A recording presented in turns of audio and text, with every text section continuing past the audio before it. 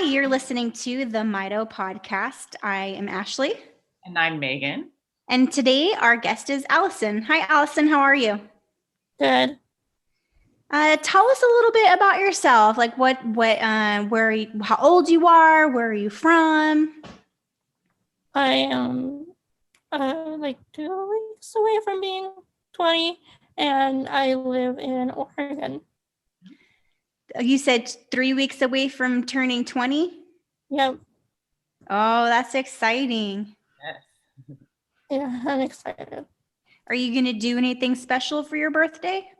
Probably not, just because I might have one of my friends too. She's with her grandparents a lot of the time, so she's either at home or with her grandparents. So she's tries to keep them safe with everything with COVID. So her and I are seeing if schedule wise if she can come over, because she is 2 years younger than me. So she has days where she has school. Yeah. Well, I hope that you guys get to do something, even if it's having dinner over Zoom. You got to do something for your birthday. Yeah, something. We'll see. So, Allison, what kind of Mito do you have? Mitochondrial myopathy, complex 1 deficiency. Okay. And how old were you when you were diagnosed? Like 2. Yeah, 2. Okay. Do you know how you were diagnosed? Like, did you have genetic testing or what was the process? We did the blood work first, but then it wasn't showing enough in the blood of exactly what it was. So then I had to have a G-tube placed. So they're like, well, since you have to go under for that, we'll do a muscle biopsy. And the muscle biopsy is what showed exactly what it was. So for me, it shows that more in the muscle than in the blood. Okay. Do you still have your G-tube or was that only? Yes, I physically can't swallow pills. We've tried. It's just my body knows it's a pill and it's like, nope, you're not swallowing this. So I pretty much only use it for meds and a little bit of nutrition because I haven't been feeling good. So I'll do like 2 ounces of formula in the morning, and then that's it. I eat the rest of the day. And I'm sorry, Megan, were you going to say something? I was just going to say, I bet it's nice too, just to be able to get the extra hydration, like water and stuff like that. We've been dealing a lot so far with 2021. We're dealing with a little bit of nausea and abdominal pain, and so that was the start of a flare-up of some kind in January. So we're doing a couple days of diluted formula feeds and just all liquids to see if it's a flare-up again or if it's something else. Has that been helping at all? I don't know so far. Started it today because last night I got kept up till like 2 a.m. with abdominal pain. Oh, I'm sorry. I'm sorry. So it's just like, then my nausea medication didn't want to work for a little bit. And then it finally worked. So it's just like dealing with a lot of things with meds, right? And we're just trying to make sure everything's. We have a lot of equipment, and then I also suffer from migraines. So we've been dealing with the migraines again. So I have sleep apnea, and in 2019 when I was in the hospital, before I got discharged, I got a Trilogy sent home with me. So that has my sleep apnea machine settings on it now. And we have an oximeter. So every now and then we do the oximeter for a couple nights to make sure there's no problems. And neurologist agreed that we should try with our idea of trying with having the oximeter on for a couple nights to make sure the migraines weren't being caused by my body being under stress due to the settings needing to be adjusted. Wow, that is a lot. Yeah, we live in a rental and we have 2 linen closets upstairs. One of them's all mine. We buy some of my meds in bulk, like the CoQ10, my allergy meds, my calcium, and then I get my meds filled a little bit before I need them. So if something happens, that okay, I'm not in a rush to get the medication.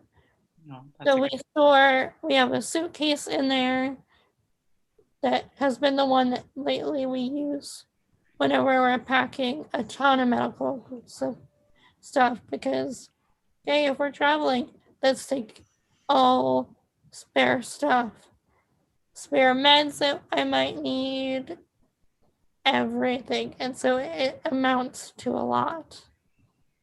And we get the Costco CoQ10. So those bottles are huge. Yeah. They take up the most room. And then I have 2 sets of hosing for the trilogy. Ones that are used with the humidifier, and then ones that are like the normal too big for any sleep apnea machine. So dresser in my closet has spare Kleenex because I have to keep Kleenex like everywhere in my room. And then my nebulizer and all of its stuff. And then another drawer is just filled to the brim of stuff for my trilogy. Besides the blue hoses. Those are in the med closet. But it's like, there's a lot. And it's like when we rearrange stuff, we literally had to downsize. We had so many extra kits for the nebulizer. Some we got that weren't ones that we needed to use for it. So we got rid of those. We go through every couple of months. Okay, is there anything expired? Is there anything that looks like it might be broken, meaning I can't use it? With my G-tube, I have to keep extra supplies on hand because I do bolus feeds, which is I prefer over pump feeds. I used to be on a pump. It's just so much you have to keep on hand. Extra extension kits, extra of the 60cc syringes, extra med syringes. And I use a lot of med syringes a month as it is. And then you have the extra ones that I might need for my other liquid meds because everything is liquid. Or like I'm on Cymbalta for pain. That's my newest addition. So it's the capsule that you open. So it's just like keep extra med cups to open the capsule into so I don't have to do it when I'm sitting down. I do it at the dresser. I have these 2 wire shelves that I got at like Bimart, and it has everything that I might need. I have barrier wipes for around my tube because sometimes when it leaks, the bile that comes out is acidic because I have a highly acidic stomach. So we have wipes up, like baby wipes, the barrier wipes, gloves, and one of my inhalers, spare gauze pads, all my spare paper tape for the gauze pads, all my spare meds, the syringe caps if I'm trying to get ready for an appointment day where I have to take my meds because I take them 3 times a day.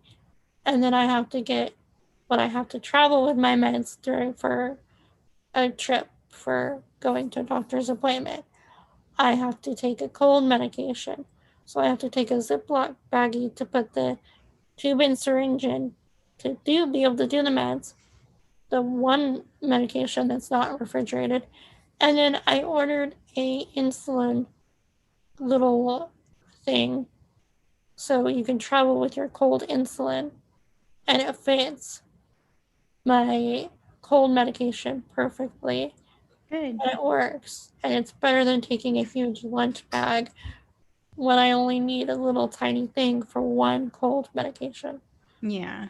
So it's like we have a whole setup for it's easier to pack now, having the dresser in the closet, because the stuff used to be mostly outside of my room. And then now all the stuff that I mainly need, like I'm more prone to need the nebulizer than other stuff. And then I have my cough assist up above in my closet with its bag. So if we need to travel with it or if I need it, it's in my room. Because when I need the nebulizer, more than likely I also need my inhaler and then also the cough assist to keep my lungs clear because I'm more prone for aspiration pneumonia than regular pneumonia. So I don't get vaccinated for the normal pneumonia because no matter what, I'm going to get the aspiration pneumonia more than likely. So that's just one thing my doctors agreed. Well, you don't have to get this vaccine because you're more prone for this type of pneumonia and you can't vaccinate for aspiration pneumonia. They're like, it's not worth it. But we literally go through everything. When we moved in this place, my aunt and uncle for Christmas got me a mini fridge because meds that have to be cold. And then it's a 2-story.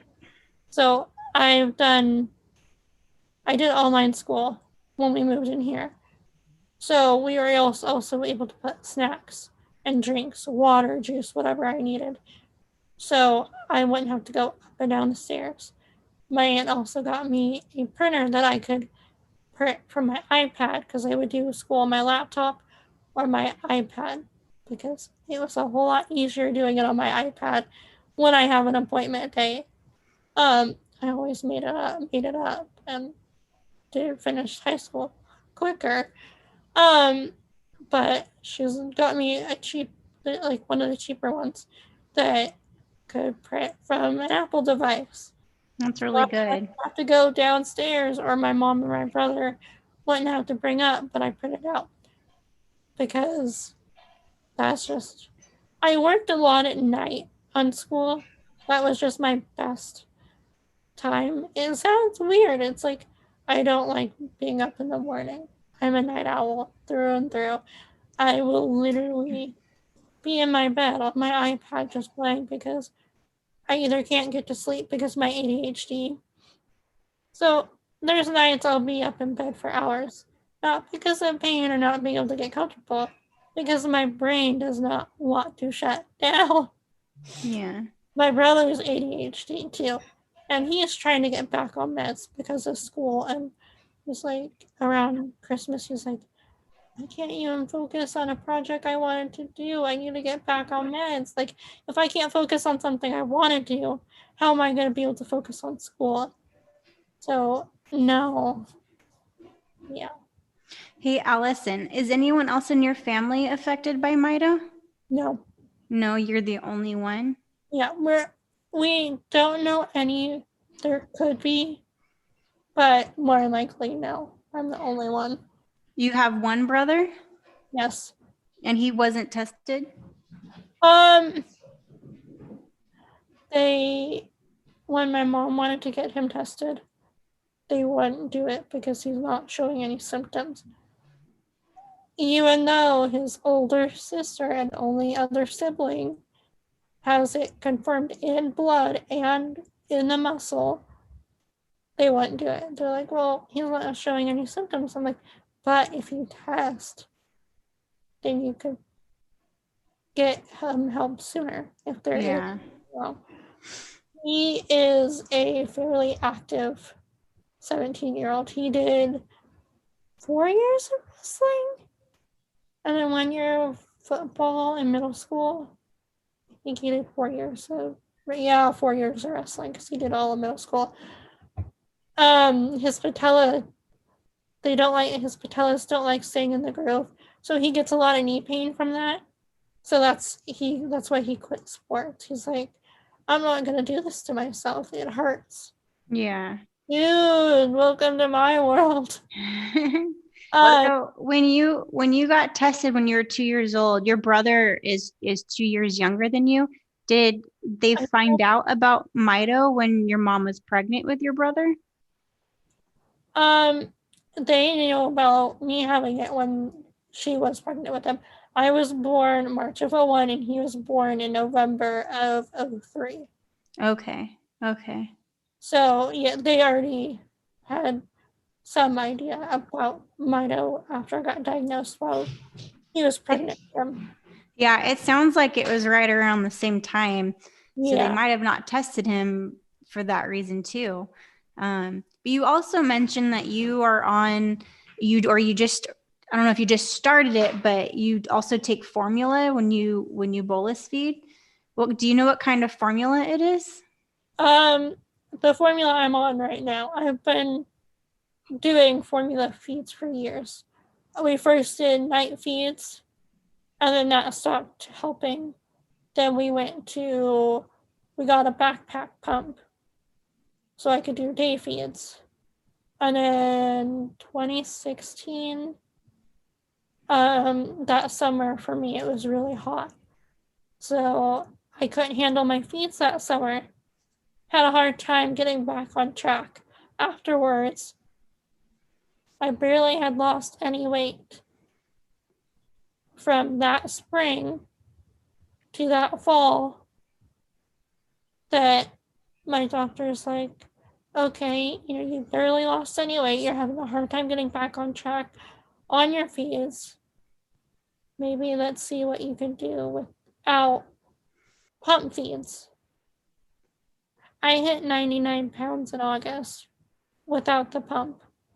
I still do formula feeds, but my GI, she's like, ever since getting off the pump, you've learned your body a whole lot more.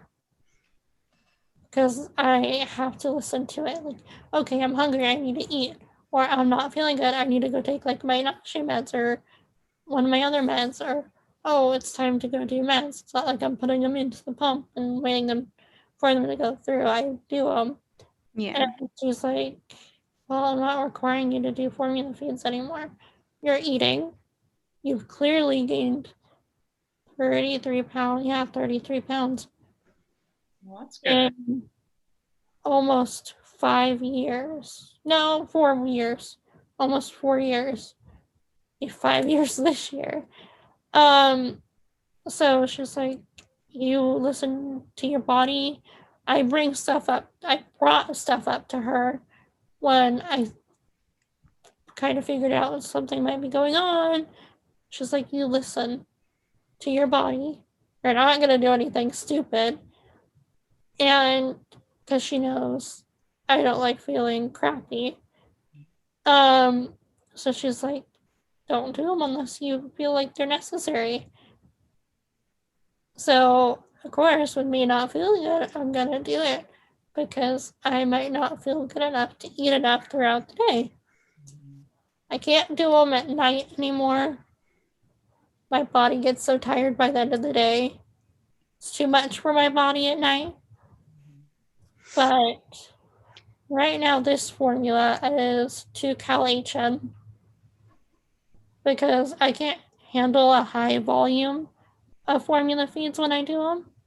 So we do the higher calorie formula.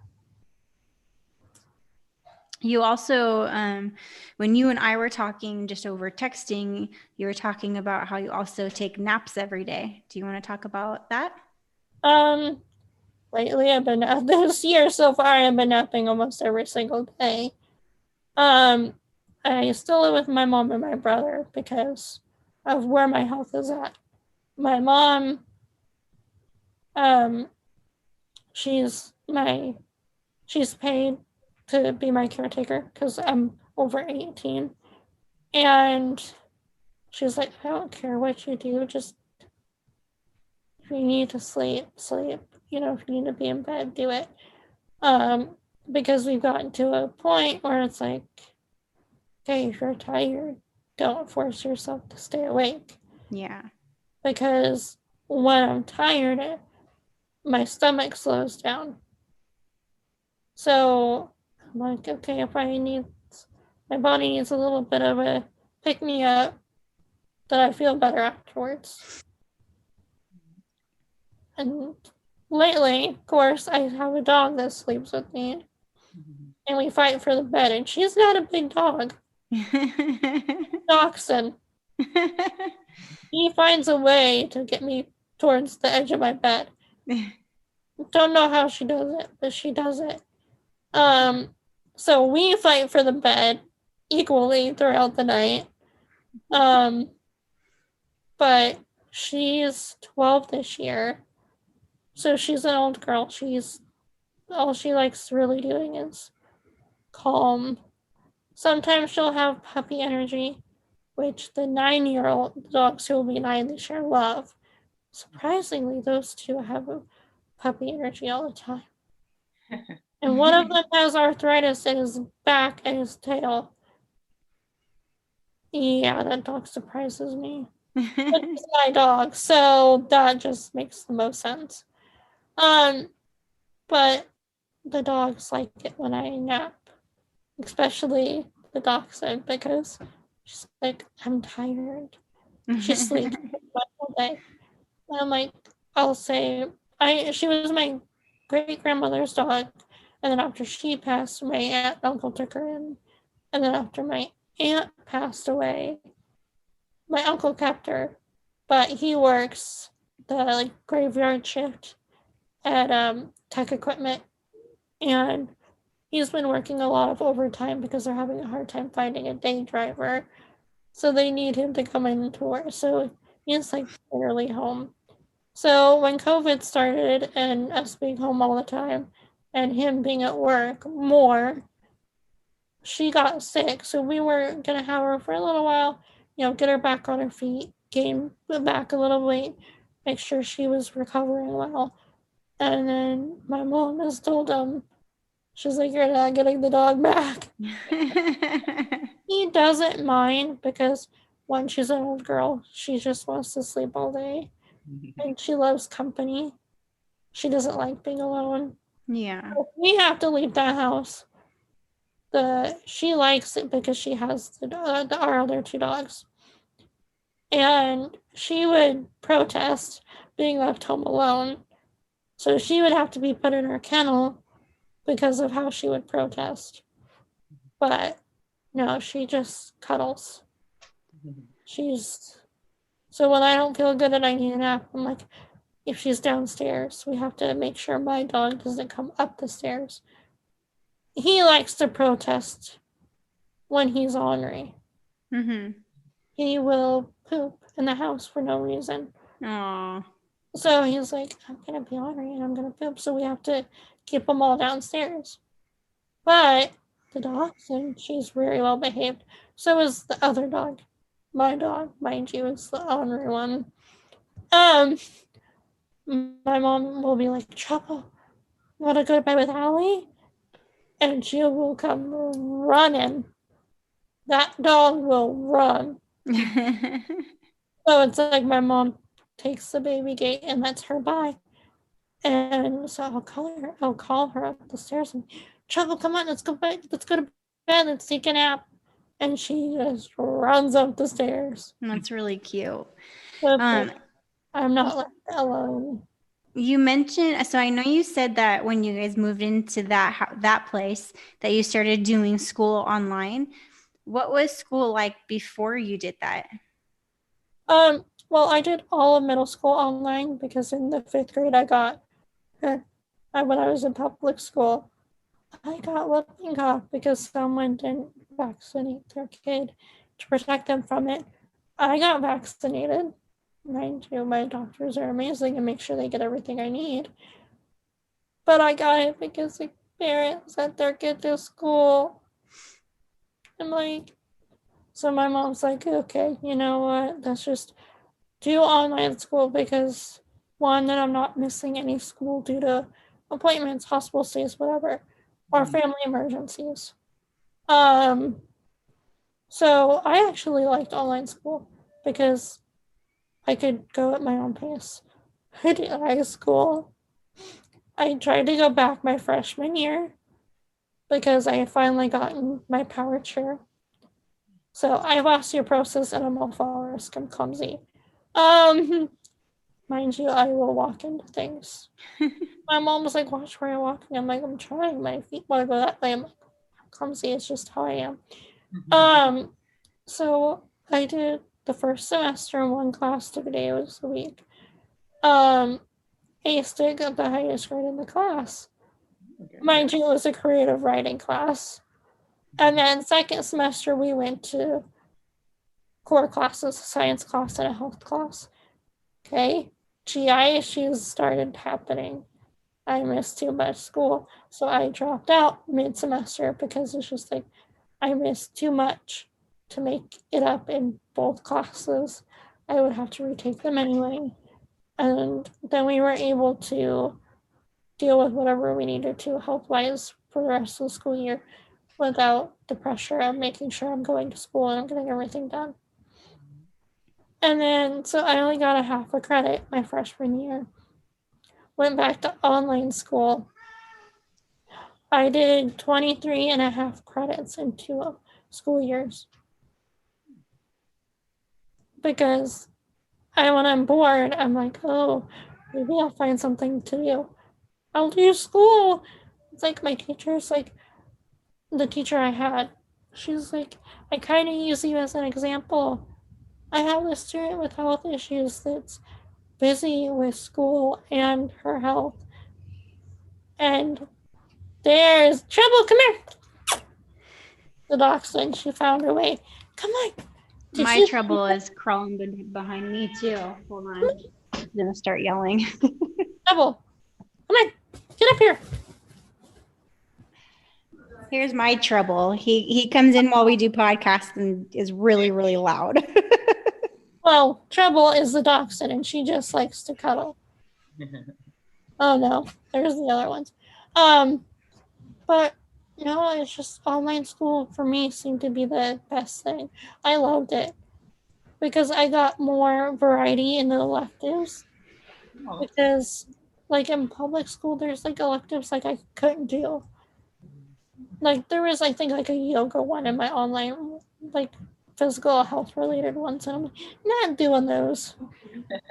But there was like one relating to like PTOT and all that kind of like therapies and stuff, and I'm like, I'm cheating the game. It's like I put in PTOT and I've done hippotherapy, and it's just like, so I found my way, and like those electives that made going through school that much easier and trying to get done by time I turned 18 because I was held back a year in public school. So I would have graduated last school year. Yes. Yeah. But I did pretty much all of high school in 2 school years because it's like I would do school on the weekends. I would do school on holidays. It's like if I'm not busy and I have free time and I can't make up my mind what to do, then I'll just do school. You mentioned you got a really good grade in creative writing. What are some of the things that you enjoy doing? Do you like writing? Is that something that you... Yeah, it's one of my favorite things to do. I'm trying to get back into it. It's been giving me a hard time, like writer's block. I'm like, what do I want to write about? It's like there's so many ideas, and I have so much free time with COVID and everything, because pretty much all my appointments are virtual. So I'm like, I have so much free time. And then here comes another dog. Hi, Scooby. I was like, what you doing? But no, it's just online school. I had so much fun. And I'm glad that I did it because the aunt that I told you about that passed away, she passed away of cancer. So doing online school meant that I could take my schoolwork and go up and spend like a week with her, like 1 week a month. That's really good that you had that ability to go and spend that time with her. My uncle loved it because then one, there's someone there for her. And while he's at work during the nighttime, someone was there with her. And she, the second round, which is the round she lost to, kind of was tying her out more. And she's like, I don't know how you do it, being tired and not being able to do everything you want. And I'm like, I've adopted that. I've just learned that I can't always do everything I want. I just have to take it, one step at a time. So it's like, okay. I could tell when she would start not feeling good. I'm like, just go sit down and take it easy. Take a little bit of a break. And she had really bad anxiety. So sometimes when I was there, she would have an anxiety attack. And I was one of the only ones that could truly, fully calm her down. I knew where she kept her meds. I'm like, okay, here, do you need your meds? Just, let's take it easy, after you calm down, we'll go cuddle with the animals and just watch a movie. Just be calm. So, no. That's really great that she had you to get through all of that. I can imagine how hard that was. I can understand how hard it is dealing with stuff like that. But no, online school, one, made it so I was less prone to getting sick, which I've gotten sick less over the years being out of public school than when I was in public school, which I'm like, okay, that's a good, win-win situation. One, Yeah. I'm home all the time.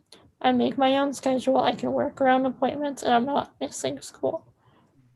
But I was able to be there for my aunt and for my uncle because I was able to be there when she wasn't feeling good.